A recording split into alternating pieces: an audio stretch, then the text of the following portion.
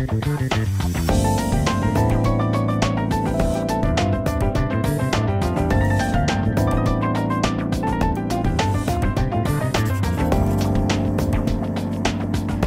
алейкум, урметли серджилеры, добрый день, дорогие друзья!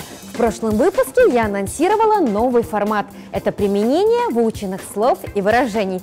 Сегодня научимся делать заказ в кафе.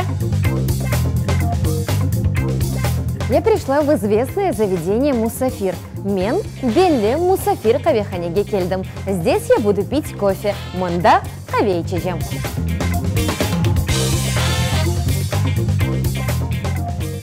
Салям алейкум, хош келдіңіз. Алейкум салям, сағы олыңыз.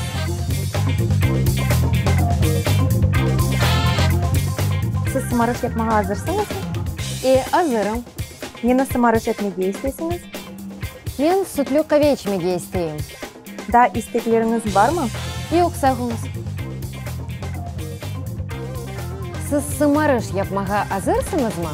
Готовы ли вы сделать заказ? Азырым. Да, готово. Нені сымарыш yapmağa istейсіңіз. Что вы хотите заказать? Мен сүтлü каве içмеге isteyim. Я хочу выпить молочный кофе. Да, истеклеріңіз бар ма? У вас еще будут пожелания? Yok, сағы олыңыз.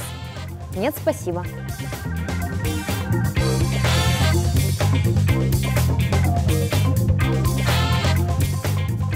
Buyurunuz. Afiyetler olsun. Сағы олыңыз. В сегодняшнем выпуске мы научились делать заказ в кафе. Бүгінгі yayınımızda bizler кавеханеде сымарыш yapmağa öğrendik. Темы, которые вы хотите услышать в следующем выпуске, присылайте по электронному адресу elifb2015@gmail.com. Корошкенде!